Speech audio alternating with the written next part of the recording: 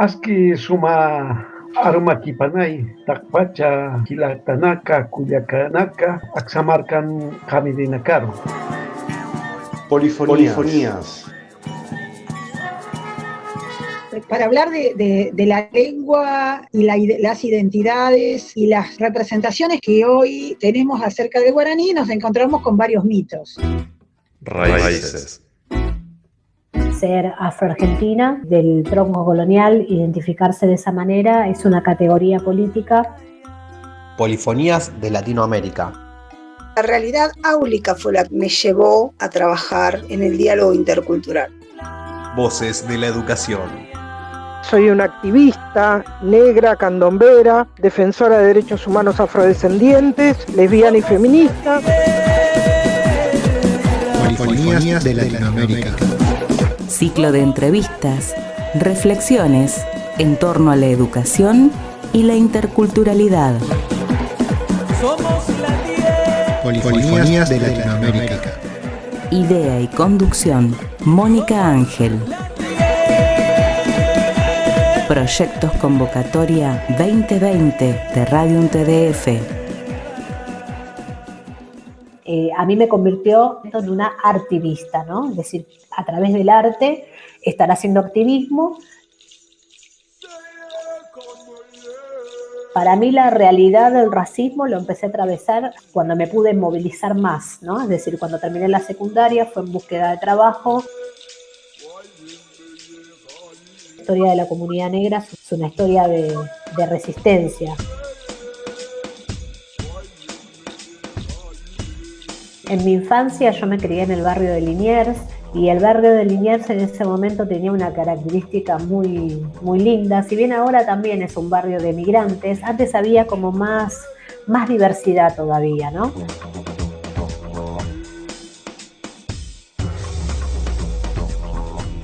Hoy vamos a tener a María Gabriela Pérez, conocida como María Maga, vive en la ciudad de Buenos Aires, afroargentina y artista plástica. Mujer militante, nos va a contar qué es ser afroargentina del tronco colonial. ¿Qué significa eso, Maga? Bueno, buenas tardes a todos, a todas y a todes.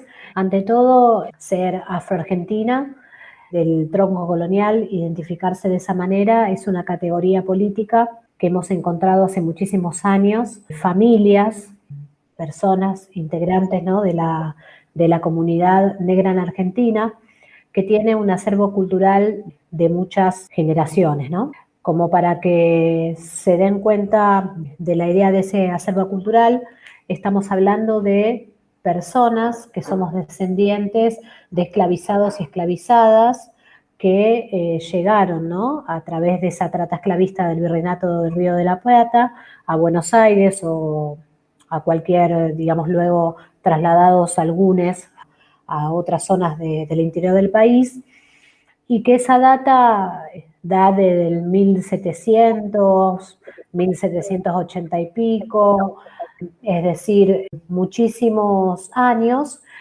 en una situación de esclavitud que tiene que ver, bueno, con esa historia que muy poco se cuenta y que es preexistente a la existencia de nuestro Estado-Nación. Aquí hubo una trata esclavista muy fuerte que tuvo que ver con uno de los puertos importantes dentro del Virreinato Río de la Plata, como ha sido el de Buenos Aires, donde había una compra y venta de personas tremenda, como para trabajar algunos en casas, ¿no?, de la aristocracia de ese momento, y otros para ir a trabajar al campo. Ha sido una gran afluencia, hay un montón de censos que dan cuenta de que fue así, y nosotros y nosotras tenemos ese pasado histórico que tiene mucha raíz negada dentro de la identidad nacional. En el caso de mi familia, tanto de la rama de mi mamá como de la rama de mi papá, son personas que las trajeron acá a Buenos Aires y quedaron acá. Digamos, tenemos una oportunidad que que hace muchísimo a la historia de esa Buenos Aires negra también oculta en un montón de aspectos. Por eso es muy importante estar atentos y atentas, ¿no?, frente a esos discursos que circularon durante muchísimos años en nuestro país. Yo digo, todos los hemos aprendido en el colegio. Yo también fui a ese mismo colegio donde se hablaba de una negritud que nos habían matado a todos. Y yo, como parte de esa negritud, bueno, desde mi casa, desde la transmisión oral de mi propia historia, sabía que no era así, pero no estaba el momento como para que yo lo discutiera. Y también, bueno, yo era chica, ¿no? No tenía la misma fuerza que me pasa ahora si alguien sale con ese discurso. Es lo que se ha aprendido y lo que contribuyó a bueno, la generación de un ser nacional que creo que tiene, a veces la gente se molesta cuando uno dice, pero bueno, Argentina es racista, y hasta que no lo reconozcamos y no lo aceptemos, va a ser difícil desandar ese camino que la historia se encargó puntualmente de marcar, porque no es un hecho individual, ¿no? Estamos hablando de un hecho social y que tiene muchísimo que ver con cómo nos han enseñado la historia. Durante tantos años se ha hablado de la Argentina como crisol de razas, ¿no? Y cuando uno analiza, esto de sentirse un crisol parece algo como que está bueno, pero en realidad si uno lo ve metodológicamente a qué se refiere un crisol, lo que está haciendo justamente es amalgamar, es hacer como una masa homogénea todo lo que es heterogéneo, ¿no? Como que todo fuera una gran olla en la cual hay distintos componentes que se van a mezclar para formar uno solo. Esa cuestión de crisol de razas, hoy día justamente hablamos de la diversidad cultural porque sentimos que es obsoleto, porque nosotros lo que necesitamos es dar cuenta de esas diferencias culturales para enriquecernos, no sumarnos a una sola masa, es decir, a una sola manera de ser, a un ser nacional que esté negando e invisibilizando otras procedencias. Polifonías de Latinoamérica, una realización de Radio Universidad Nacional de Tierra del Fuego, Antártida e Islas del Atlántico Sur, FM 106.9. La historia de la comunidad negra es una historia de resistencia. Polifonías de Latinoamérica.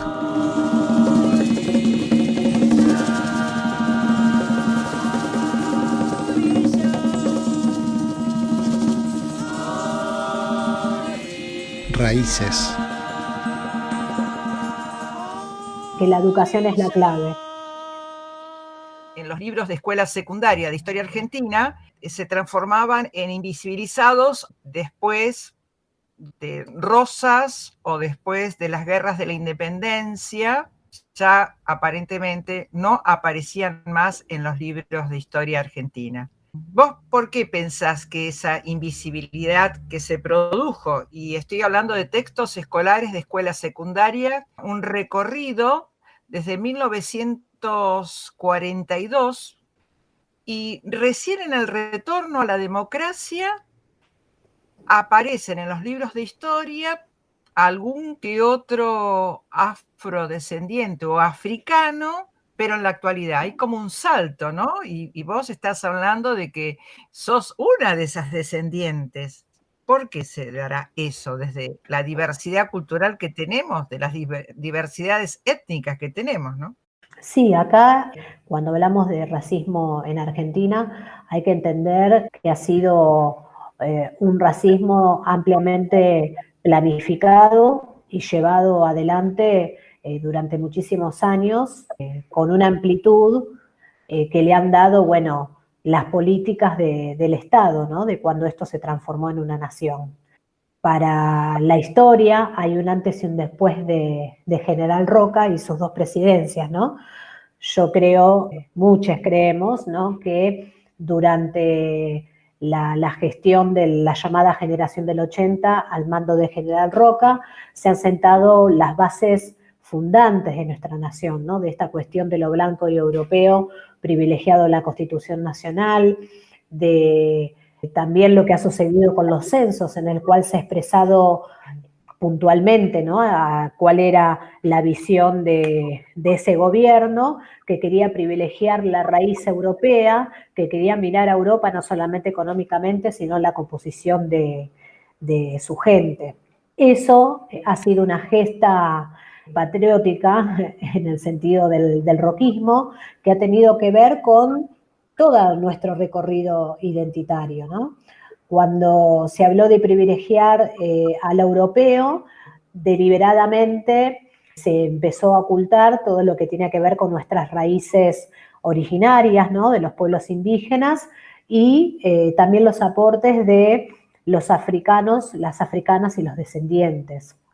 Yo digo, como artista plástica, hay un cuadro que es preponderante, ¿no? En el gran cuento, en el gran relato de la historia del racismo en Argentina, que es el cuadro del pintor uruguayo Juan Manuel Blanes, ¿no? La conquista del desierto, que está aquí en el Museo Histórico Nacional, y que es tan grande y que es tan omnipotente que no lo han podido sacar ni aun cuando tuvieron la intención, ¿no? Pero bueno, ese cuadro que refleja, ¿no? Más allá de que se llama Operación a Río Negro, que fue como la última que realizó el general Roca, en donde supuestamente él iba a hacer como una limpieza, ¿no? Esa limpieza, ¿qué significaba? Una limpieza étnica, un horror. Tiene que ver justamente con el genocidio de los pueblos originarios, ¿no?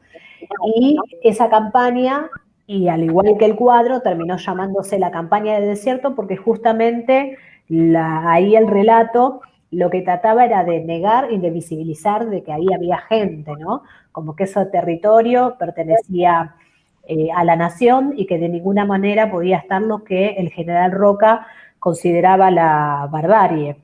Entonces, ese que es un cuadro fundante, ¿no? Yo digo, es el primer cuadro de Estado que hay realmente. Ahí sienta una posición concreta sobre cuál era la Argentina que se quería apuntar.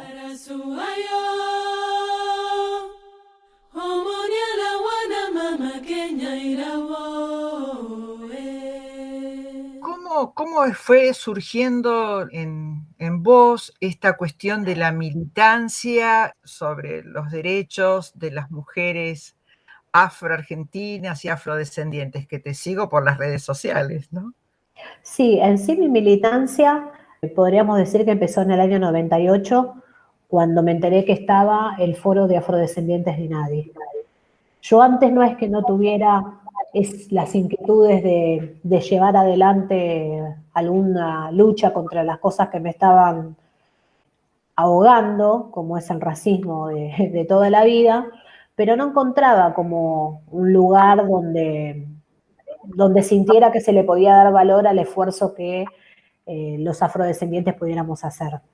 Así que en ese momento yo comencé a militar dentro de un organismo y a conectarme con otros hermanos y hermanas de distintas procedencias, ¿no? Africanos, afrodescendientes de Latinoamérica, y bueno, y afroargentinos y afroargentina del tronco colonial que también conocí ahí. Igual más allá de esa presencia en el foro, yo estaba militando mi historia a través de los cuadros.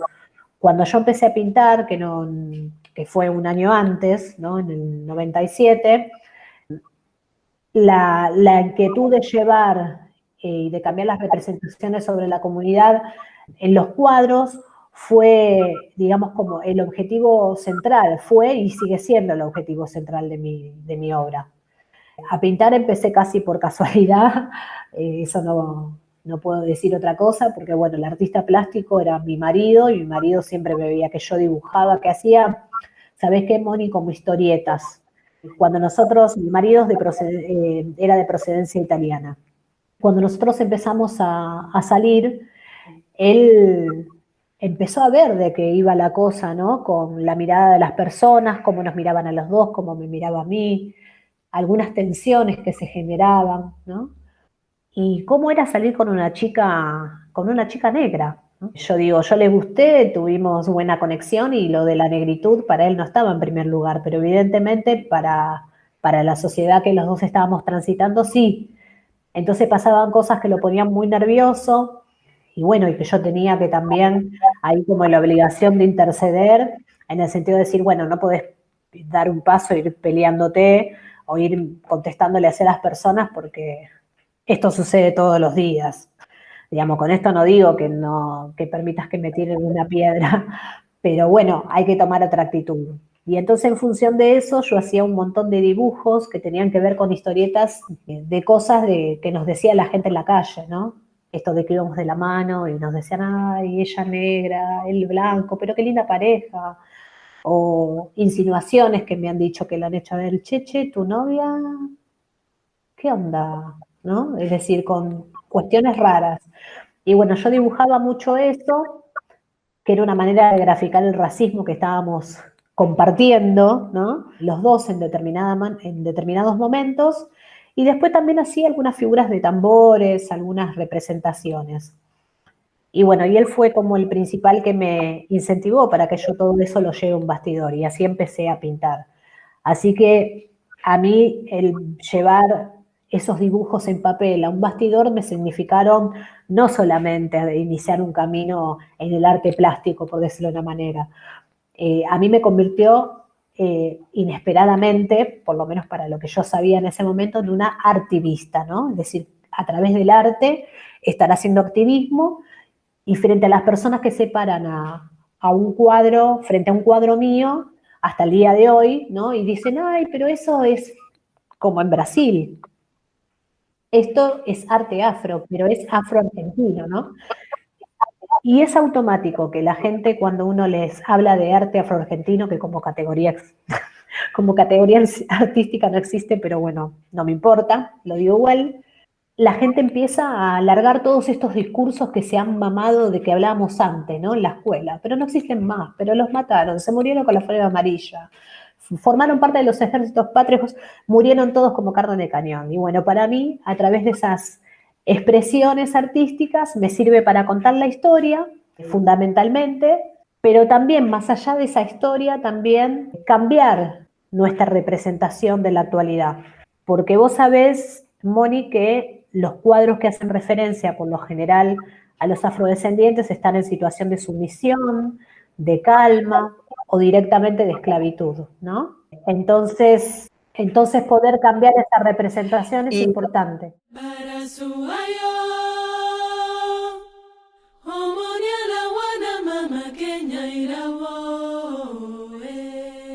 ¿Y cómo lo describís? ¿Cómo le contarías al público que nos escucha? Bueno, yo lo que le contaría al público es que es arte afroargentino, que es para todos y para todas, porque la afroargentinidad es raíz fundante de nuestra nación, que lo que expreso a través de los cuadros tiene que ver con una historia de muchísimo sufrimiento, pero también coraje y valor, que los tiene y las tiene que enorgullecer como parte de esta patria. Y también es una historia que sigue, que está vigente, que forma parte de nuestra ancestralidad, pero no solamente de la ancestralidad como afrodescendientes, sino de lo que significa lo que somos como país, de nuestra identidad.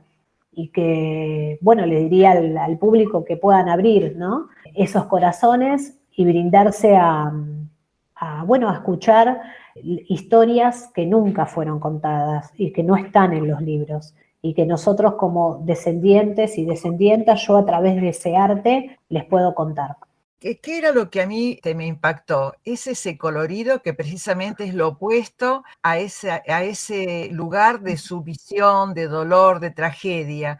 Me impactó de manera muy positiva porque es en un presente, no solo en un pretérito, sino en un presente, y de lo que tiene la cultura afro, que es más allá de ese tremendo dolor que ha sufrido todas las comunidades de africanos y de afroargentinos, ese es el ritmo, que es parte de la cultura de ustedes, ese ritmo y ese colorido vivaz, ¿no? No de colores fríos, sino de colores brillantes.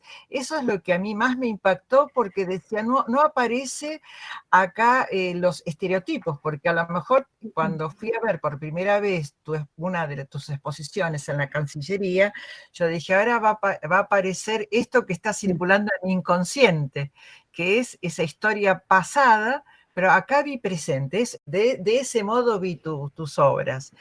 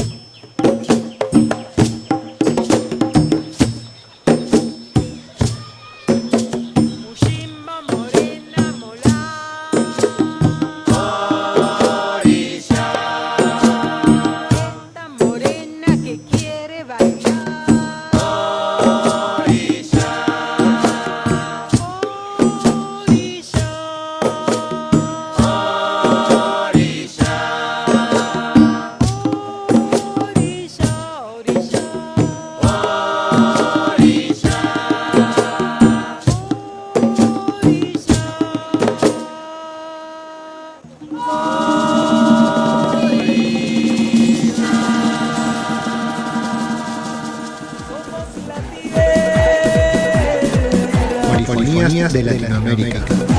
Ciclo de entrevistas, reflexiones en torno a la educación y la interculturalidad. Polifonías de Latinoamérica. Idea y conducción, Mónica Ángel. Proyectos Convocatoria 2020 de Radio UNTDF.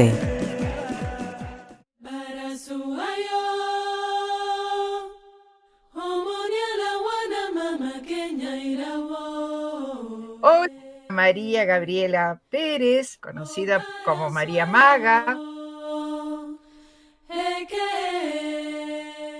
Vos sabés que soy mestiza, ¿no? Afroindígena. Entonces, hace muchos años que vengo trabajando la inclusión en la currícula, y al principio me resultaba muy doloroso porque decía que era algo extraño mi ocurrencia. Fíjate vos, mi ocurrencia. Y para mí era una posición pedagógica política de estar incluido desde otro lugar. Y todavía uno puede ver en las efemérides escolares, lo que a mí me produce escalofríos es las carteleras, las famosas carteleras de que lo que sigue todavía reproduciéndose de los docentes de primaria y a lo mejor en las carteleras de secundaria, esos estereotipos con nuestros hermanos de los pueblos originarios o de los pueblos afro, como en un pasado ahí congelado, cristalizado, que se transforma en un simpático folclore, y que no es así. O sea, tenemos que tener también la mirada desde la historia, de la historia presente, ¿no? No es solamente esa historia pasada, pero siento que yo ya me estoy retirando del sistema y que no vamos a poder hacer mucho más si es ese docente ocurrente individual. Faltan políticas de inclusión de a poquito, a ver cómo se modifica esta perspectiva, ¿no? O sea, que sea tomado como agenda, ¿no? Por eso este programa de polifonías desde Latinoamérica, el tema de la diversidad y de la interculturalidad, ¿desde qué lugar lo tomamos? Y pienso, bueno, de cuánto hay, de que hay un camino, ¿no? Por recorrer, que no es poco y que es arduo y que necesitamos más que nunca que las instituciones nos estén incluyendo, ¿no? Y que cuando hablamos de una inclusión, hablemos de una perspectiva también intercultural en esas currículas, en el cual también se estudien, ¿no? A los escritores, las escritoras afros, los escritores indígenas, ¿no? Es decir, que no sea solamente como un enunciado, sino que dentro de los contenidos esté la temática, digamos, con todo el peso de lo que sería una cátedra, ¿no? Universitaria, ¿no? O secundaria, que no sea simplemente algo aparte, como cátedras de extensión, creo que se llaman a veces, que son como circunstancias especiales.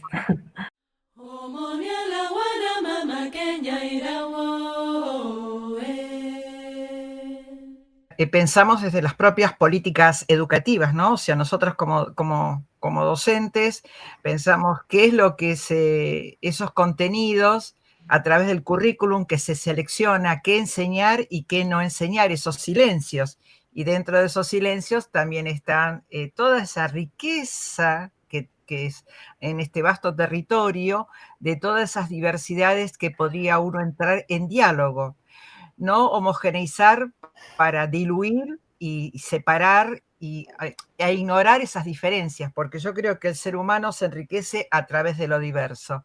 Entonces, este pensar de lo que estamos reflexionando, ¿cómo fue tu niñez en esa escuela primaria?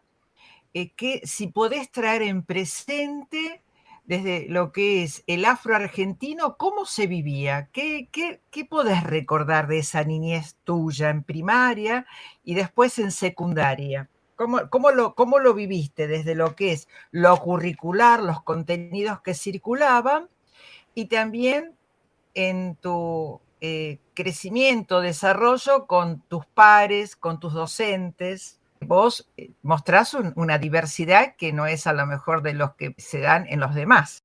Visiblemente sos una afroargentina. Sí, en mi infancia yo me crié en el barrio de Liniers y el barrio de Liniers en ese momento tenía una característica muy, muy linda. Si bien ahora también es un barrio de migrantes, antes había como más diversidad todavía, ¿no? A mí hay una foto que me encanta, que es una foto antigua que tengo de mi mamá, que en realidad está en el casamiento de una vecina, ¿no? Y en la foto de ese casamiento de la vecina, que están solamente las chicas, ¿no? Las chicas jóvenes, yo digo, se ve a la que se casaba, que era la señora Margarita Minchirian, bueno, una armenia, ¿no? Y se ve a la familia Cousa, que son amigos de nosotros de toda la vida. Y se ve a la familia de la señora Chiarina, digamos. Es decir, ya esa foto es una muestra de que había una convivencia cultural que permitía quizás interpelarse y desde el compartir que tenían muchísimo las familias antes, conocerse un poco más y no generar determinados conflictos. En función de eso, dentro del barrio, digamos, además de mi familia, de mi mamá y mi papá, que venían de dos barrios diferentes, pero confluyeron en Liniers por razones de trabajo de mi papá, ya había una familia en afroargentina, y entonces eso hizo que mi tránsito no fuera conflictivo. Nosotros no éramos la única familia negra, por llamarla así de alguna manera.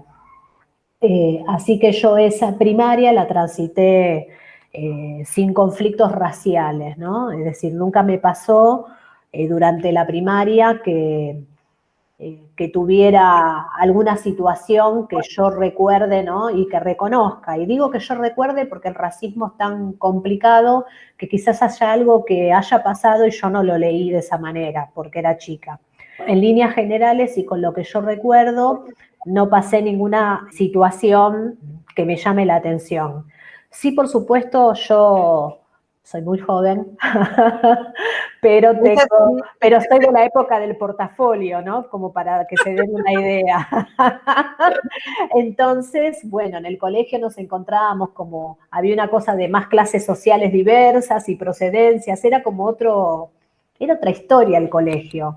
Y creo que eso ayudó un montón a que nosotros formatemos la cabeza, esa generación de distinta manera. Con eso no quiero decir que no haya existido en ese momento el racismo, la discriminación, pero bueno, yo iba al colegio con el hijo del doctor, con la hija del verdulero, es decir, había como más diversidad que creo que hizo, como te decía antes, que ese tránsito no fuera conflictivo. Y lo mismo en la secundaria, que le dicen Mataderos, ahí nomás de Liniers.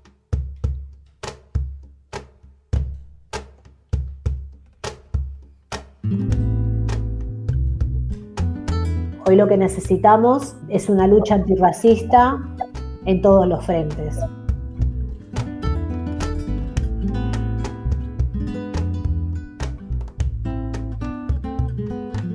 Para mí la realidad del racismo lo empecé a atravesar cuando me pude movilizar más, ¿no? Es decir, cuando terminé la secundaria, fue en búsqueda de trabajo, veía que no lo encontraba y me empecé a dar cuenta de por qué, ¿no? Qué pasaba con mi imagen, qué pasaba con mi negritud, cuáles eran los trabajos a los cuales me estaban llamando para formar parte y cuáles no. Cuando yo empecé a buscar trabajo, me acuerdo que quería ser recepcionista y estaba casi obsesionada con ser recepcionista de algún lugar. Y no me salían esos trabajos, no me salían, no había manera. Y mi papá, me acuerdo, una vez, además de porque recibía como otras ofertas para ir a trabajar, que por lo general era de fábricas, era de lugares donde yo no me tenga que ver. Entonces mi papá, por ejemplo, esa vez me dijo, ¿no? que me dio a entender como que había cuestiones raciales que quizás haya que algunas personas no estaban esperando que yo esté en ese lugar y que era importante que yo lo entienda, pero no para que me resigne, que siga buscando ese trabajo que quería, pero que mientras tanto acepte a otros, ¿no? Y eso fue como, por ejemplo, un ejemplo de algo clave, ¿no? En lo que fue mi salida y encontrarme con esas situaciones de racismo. Violencia y exclusión, ¿no? También podemos llegar a decir, porque ese racismo termina expresándose en estas restricciones laborales y humanas. Exactamente. Cuando empecé a bailar, ese también era otra historia. Había lugares a los cuales queríamos concurrir y en esos momentos que había así como una regla de etiqueta, yo cumplía la regla de etiqueta y nunca me dejaban entrar. Hasta que una vuelta nos dimos cuenta con un amigo, porque empezamos a joder y a hablar 2, 3 palabras en inglés y 8 en Spanglish, ¿no? Y nos dimos cuenta que llamaba la atención y seguimos hablando. Queríamos entrar a un boliche que estaba muy, muy de moda y era muy exclusivo, y siempre habíamos tenido problemas y seguíamos así con que queríamos entrar. Y esa vez, haciéndome pasar por extranjera, ingresé.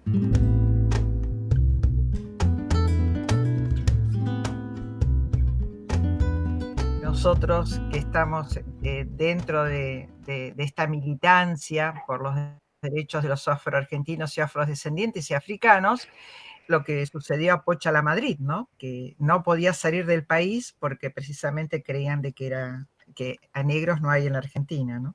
Exacto. Y también uno puede pensar en el sentido común, se me ocurre pensar la tilingada que se vive, de que fíjate vos que nos desvivimos a lo mejor por lo que el extranjero, que debe ser muy cool, que a ese sí se le puede permitir entrar al boliche, pero si es un afroargentino acá también esa negación. No, sabés que es correcto. Sí, y uno lo puede ver en lo que sucedió con el lamentable asesinato de George Floyd, el ciudadano afroamericano. La verdad que las muestras de empatía y de consternación, ¿no? por esa terrible situación que pasó el señor Floyd fue inmediata, ¿no? De parte de un montón de personas, inclusive sumándose a través de las redes a campañas de paremos con el racismo. Pero cuando sucedió lo mismo con hermanos africanos por parte de los apremios ilegales de personal de la policía del gobierno de la ciudad, nosotros hicimos también una campaña y no tuvimos la misma respuesta de las personas. Y uno se pregunta, ¿pero por qué? ¿No es el mismo afro el que vive en Estados Unidos que el que vive acá? Y bueno, creo que la respuesta pasa por lo que vos sentís cuando te conté esto que te dije del boliche, por la tilindería, y porque también siempre como lo que se mantiene, bueno, pero es un problema de allá. Eso también invita a que la gente se adhiera. Bueno, pasó allá, acá no. Y acá pasa todo el tiempo, diría, inclusive en esta circunstancia particular que vivimos con la pandemia. Esta militancia tuya te lleva a visibilizar y decir, acá estamos, pero acá estamos también desde otro lugar, desde lo que es un lugar en el mundo como cualquier otro ser humano, ¿no? Es tal cual, acá estamos desde otro lugar, nosotros somos una comunidad en la cual la historia está muy presente y va a seguir estando presente en la medida que siga vigente el racismo y la discriminación, porque lamentablemente eso es lo que nos está determinando y es lo que está ahogando nuestros sueños y también no nos cambia la realidad. Pero eso no significa que nosotros nos victimicemos y que queramos ser víctimas de esa historia. Nosotros la historia la tenemos presente porque no nos olvidamos de dónde venimos. Y donde nosotros venimos no es de una tierra esclava, es de una tierra que fue esclavizada por muchísimas potencias. Y nosotros no somos esclavos, somos descendientes de personas que han sido esclavizadas, no personas que nacieron esclavas. Entonces hay todo un conjunto de conceptos que siempre nos interesa visibilizar. Ahora, si bien hay una mayor conciencia sobre algunas cosas, bueno, todavía nosotros tenemos que estar insistiendo en muchísimas formas de cómo las políticas públicas necesitan cambiar, de cómo el antirracismo, ¿no? Nosotros habíamos hablado de los modelos en la escuela, el paradigma de la interculturalidad. Bueno, nosotros no solamente necesitamos hoy día que esa interculturalidad se haga presente, sino también que el paradigma de las políticas públicas, el paradigma de la escuela sea de vivencia de la diversidad cultural, pero también haya políticas antirracistas. Y esto te lo digo porque a veces bajo el paraguas de la diversidad cultural y el reconocimiento y la convivencia armoniosa, y una palabra que ya no se usa tanto, pero ha estado vigente durante mucho tiempo, como es la tolerancia, se ha también un poquito amalgamado algunas cuestiones que hacen a las luchas. Si bien hablar de interculturalidad y hablar de diversidad cultural, ¿no? Tiene que ver con esto de ver esas diferencias que nos enriquecen y cómo aportamos a un todo. Hay algunas cuestiones sustanciales en los distintos grupos, ¿no? Con su historia, que son importantes que sean individuales. Y a veces como se trata, el tratamiento de la interculturalidad a veces anula esa diferencia si no es tratado como corresponde, ¿no? En cuanto a las representaciones, los que somos artistas, las que somos artistas, tenemos también un compromiso con cambiarla, porque nosotros no solamente no escribimos la historia, sino que tampoco nos hemos podido reflejar en ningún cuadro, en ninguna representación. Y ahora que sí ese es el momento, tenemos que mostrarnos como lo que somos, parte de la sociedad. Las mujeres afrodescendientes somos parte de esta sociedad.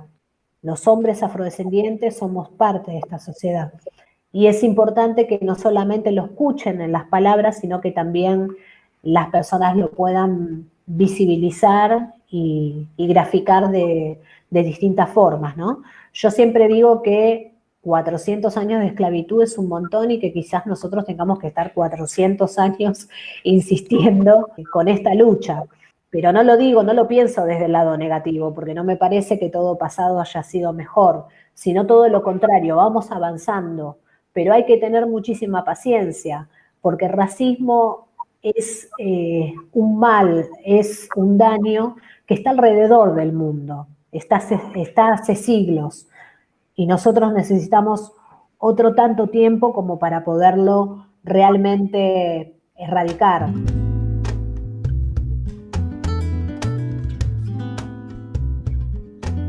¿Por qué pensás que la pandemia puede recrudecer estos actos y manifestaciones de violencia o de racismo, Maga? Y eso, las violencias se recrudecen porque ya hay violencias anteriores, ¿no? Y al estar la calle sola y al estar los ciudadanos y las ciudadanas más desprotegidos en el sentido de que nadie los ve, bueno, hay mayores libertades de quienes ejercen el racismo institucional. Uno lo ve en este sentido no solamente con el racismo, sino con cuánto se recrudeció también la violencia de género, ¿no? Como que no pararon los femicidios, ¿no? Es porque hay violencias que no decaen bajo ninguna circunstancia, pero también porque no tienen castigo. No hay castigo para esas violencias. Siempre están en cuestión. Algo de mí se ha perdido entre tu casa y mi casa. Será el calor que no habrás. No es de gozo, no es de ira, como tampoco es mentira que algo de ti se ha escondido entre tu calle y mi alma.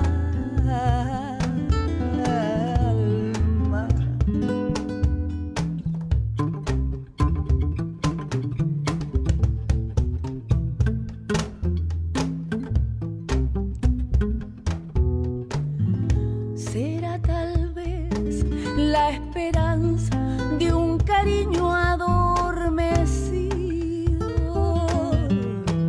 Yo sabré reír, yo sabré llorar, yo sabré entregarte mi cariño. Negra, negra que te quiero, goza. Negra presuntuosa, mira que me estoy muriendo. Dame vida de tu boca, bota, que me está pisando los talones de la libertad. Negra, negra que te quiero, goza. Negra presuntuosa, mira que me estoy muriendo. Dame vida de tu boca, bota, que me está pisando los talones de la libertad.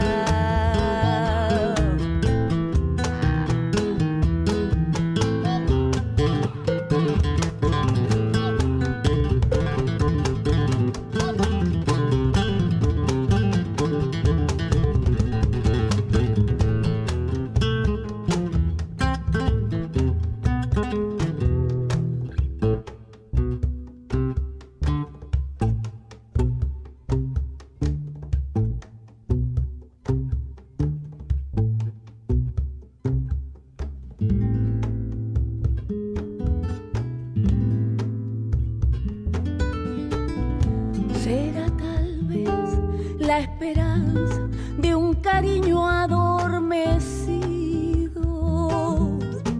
Yo sabré reír, yo sabré llorar, yo sabré entregarte mi cariño. Negra, negra que te quiero, goza. Negra presuntuosa, mira que me estoy muriendo. Dame vida de tu boca, bota, que me está pisando los talones de la libertad. Negra, negra que te quiero, goza. Negra presuntuosa, mira que me estoy muriendo. Dame vida de tu boca, vida de tu boca. Ay, ay, ay, ay. Mentirosa. Dame, dame, dame de tu boca.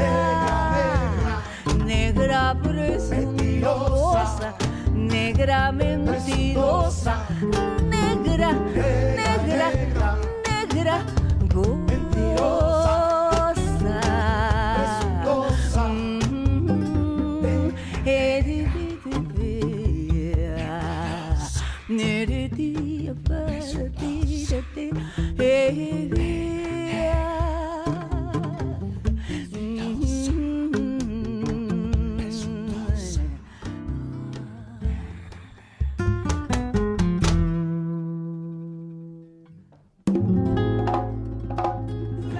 Polifonías de Latinoamérica, una realización de Radio Universidad Nacional de Tierra del Fuego, Antártida e Islas del Atlántico Sur, FM 106.9. Hoy María Gabriela Pérez, conocida como María Maga, afroargentina, artista plástica, mujer militante. Tenés un pensamiento crítico muy interesante, que esto, por ejemplo, cuando vos decías de la tolerancia, ya estamos hablando de relaciones asimétricas. Uno que tolera al otro. Y entonces lo que tenemos que saber construir, me parece, es un encuentro dialógico desde lo diverso, qué puntos de encuentro y en común tenemos, pero que el otro también tenga capacidad política para transformarse en un actor social y que pueda, junto con las distintas otredades, transformar en una sociedad más equitativa, más justa. Hemos podido apreciar en el gobierno anterior cómo ha desarticulado cuestiones de avances, ¿no? Por eso te entiendo a vos cuando decís de avances y retrocesos y que vamos a tener 400 años más. Y también pienso en no puedo hablar del argentino como único y homogéneo, sino de ese sentido común en donde dice, no soy racista, pero así como dice Alejandro Grimson en el Interculturalidad y Comunicación, cómo se construye determinadas herramientas identitarias que son muy sutiles y que también preconizan el racismo, ¿no? O sea, a nosotros nos molesta mucho cuando nos dicen desde el hemisferio norte sudaca, paraguas, bolita. ¿Cómo decimos nosotros a nuestros compatriotas a lo mejor, ¿no? Tenés en las distintas etnias, que lo vimos desde principios del siglo XX, el ruso, el turco, y a lo mejor no era ruso, y el turco tampoco, y lo mezclaban por un judío, por un árabe, que son culturas diferentes, etnias diferentes, pero bueno, lo generalizamos, ahí está, pero siempre como una relación asimétrica, ¿no? Y el lenguaje no es casual en esta cuestión de lo asimétrico, ¿no? En nuestro caso como comunidad la palabra negro tiene 8 millones de acepciones, ¿no?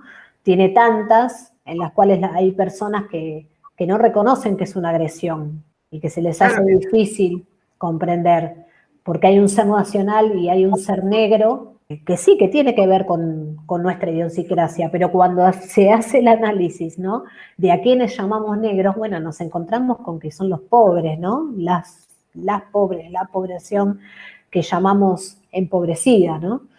Entonces, bueno, el desafío me parece que pasa por que esa interculturalidad no nos coma el análisis de las diferencias, porque creo que es lo peor que podemos caer y bueno, estaríamos otra vez reproduciendo cuestiones estructurales que están enquistadas en el racismo tal cual lo convivimos ahora, ¿no?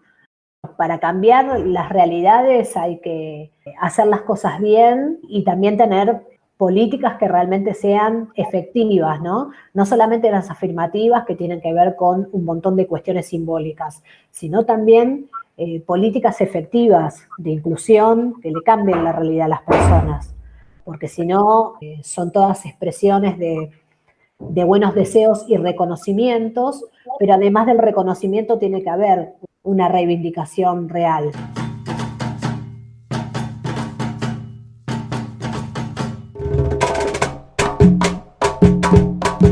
Soy Karina Grossman, soy afroargentina, descendiente de personas traídas de África esclavizadas.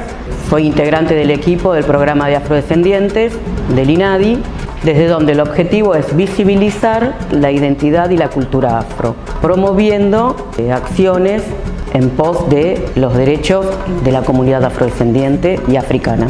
Cada uno de nosotros hemos pasado por alguna situación en algún momento de discriminación. Teniendo 10, 11 años, querer ser blanca y pasarme la bandina en el cuerpo es una de las situaciones que más me han hecho sentir mal, digamos. Desde el año 2013 se celebra el Día de los Afroargentinos y de la Cultura Afro. La ley de 8 de noviembre, que es el Día Nacional de las Afroargentinas y de la Cultura Afro, nos reconoce, ¿no? Es un primer reconocimiento del Estado en el cual dice, uy, sí, acá hay afroargentinos y, uy, sí, acá hay una cultura afro muy diversa y rica, ¿no? En este movimiento nacional. Pero bueno, además de ese reconocimiento, y tal cual lo reza la ley, que es la ley 26.852, hay que accionar sobre educación, hay que accionar sobre cultura. La ley insta a los dos ministerios nacionales al reconocimiento de la efeméride en los calendarios escolares, pero además a la inclusión en la currícula, ¿no? No solamente de María Remedios del Valle como eje del reconocimiento que es, la capitana madre de la patria, sino también de la historia afro. Bueno, y eso todavía está faltando. Yo digo, tenemos muchos historiadores, mucha gente que está colaborando positivamente y que es aliado y aliada en nuestra lucha, pero todavía nos falta terminar de incidir en muchísimos espacios para que lleguen los libros, porque los chicos siguen sin estudiar la historia africana y tampoco la historia que tiene que ver con lo afroargentino.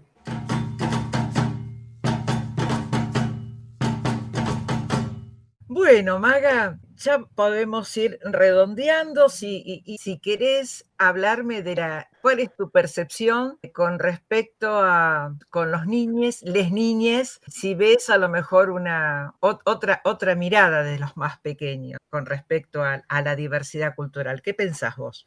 Yo veo que hay otra mirada de las nuevas generaciones, pero que de todos modos a esas generaciones le tiene que llegar la información a través de la educación, en las casas, a través de distintas maneras, ¿no? A través de lo cultural, para que la puedan comprender y para que la puedan valorar. Lo que te decía un poco antes, ¿no? Hoy lo que necesitamos es una lucha antirracista en todos los frentes. Porque esto, como la frase de Angela Davis, que no hace falta, digamos, que no se trata solamente de no ser racista, sino antirracista, es decir, tener una postura totalmente radical frente a hechos de la vida cotidiana, en el cual nos están diciendo de que hay personas que están inferiorizando a otras, o maltratando, o haciendo una quita más que relevante de sus derechos humanos. Yo creo que las nuevas generaciones, así como están más preparadas para comprender algunas cuestiones del medio ambiente, creo que están más preparadas para afrontar una lucha antirracista. Pero bueno, necesitan las herramientas de los que venimos andando este camino hace mucho tiempo, porque bueno, también entendemos que el racismo es una ingeniería bastante complicada, que hay que ayudar a que las personas lo puedan reconocer para poderlo combatir. Hace muchísimos años que desde la Red Federal de Afroargentinos del Tronco Colonial, que es el espacio hermanado de distintas organizaciones en todo el país, venimos insistiendo en que la educación es la clave. Por eso hacemos muchas charlas en lo que tiene que ver en las escuelas, de distintos niveles, ¿no? Primario, secundario, terciario, también a los niños más pequeños de nivel inicial, niños y niñas, ¿no? Se les puede explicar, se les puede llevar historias que hagan que su reconocimiento y también su autopercepción, ¿no? Porque yo a veces me me pregunto, digo, qué lindo hubiera sido ser niña y encontrarme con una figura de una capitana como María Remedios del Valle, ¿no? En vez de la princesa de Disney. Qué lindo hubiera sido poder tener a mano esa historia, ¿no? Porque eso me hubiera construido a mí también como otra mujer negra, ¿no? Frente al grito despiadado de negra, yo hubiera dicho, bueno, como María Remedios del Valle, ¿no? Es decir, el saber de esta historia nos enriquece no solamente como fuente, como una fuente de saber, ¿no? Sino también como un orgullo de dónde venimos. Así que bueno, para mí siempre es gratificante en este momento, bueno, charlar con vos y compartir, ¿no? Todo esto que venimos andando y también que venimos logrando, porque nuestra historia, la historia de la comunidad negra, es una historia de resistencia, es una historia de no bajar los brazos en lo que nos propusimos. Y cuando estamos cansados siempre decimos, ojo con el cansancio, de que hubo un anterior que no bajó los brazos para que nosotros estemos gozando de esta libertad. Así que para mí siempre es gratificante llevar la palabra y que la conozcan, ¿no? Bueno, Maga, ha sido una hermosa experiencia haberte entrevistado y me llevo esto de tu trabajo. Fíjate vos que cómo resistías y acá estoy y acá defiendo mi identidad con tu trabajo que querías ser de jovencita recepcionista. Acá pongo mi cara, o sea, acá estoy y acá estamos representando también a todos los afroargentinos. Agradecida desde acá de la Radio Universidad, de la Universidad Nacional de Tierra del Fuego, un abrazo a la distancia hasta cualquier momento y espero que te hayas sentido cómoda con esta charla, ¿no? Claro que sí, muy cómoda y muy agradecida, porque estás llevando toda tu afroenergía aliada por allá, Moni. Ya vendrán los tiempos en que nos podremos ver y compartir otras cosas, pero ahora esta es la manera de charlar y de llegar y bueno, también la tenemos que aprovechar.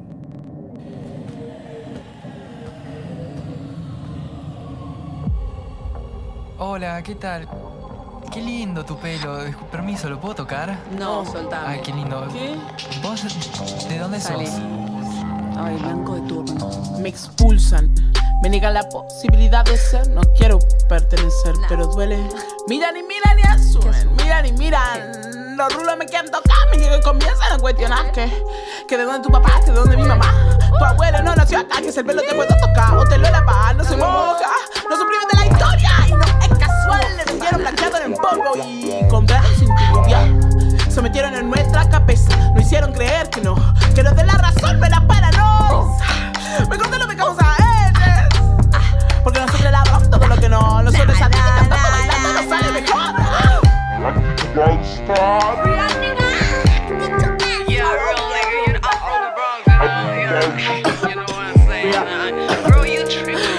Yo no. Reproducen y venden cultura afro sin negre. Porque esta cool sigue está la moda. Me encontré esa que la tiela. Ay, no es un peinado nomás. Te quedan espantosa. Banalizan y venden cultura afro sin negre. Porque esta cool sigue está la moda. Me encontraste que la viola. Salí de acá. Martín. No tenés un negro dentro. No me importa. No entendiste que no da lo mismo que la lleves vos, que sos cool, la que la lleve yo. Me para la policía, Martín.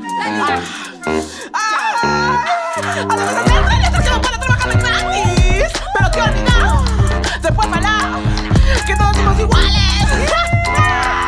No empatizar. Ya matan esta mamá. Que no me mato, te identifica. Que América no existe más. Mentiras, te da vuelta a mirar.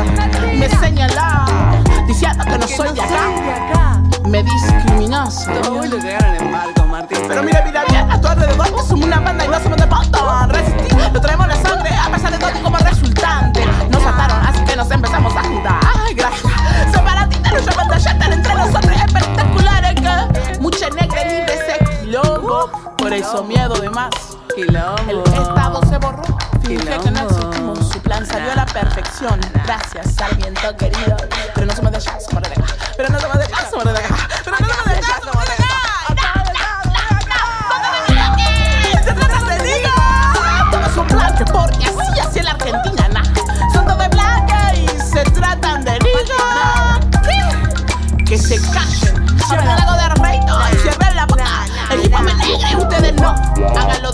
lugar, no fingiendo ser algo que piensan que somos nosotros. En esta entrega escuchamos candombes del litoral argentino, música tradicional africana, Negra Presuntuosa por Susana Vaca y Luanda, de acá. Ay, el bombo legüero también es afro,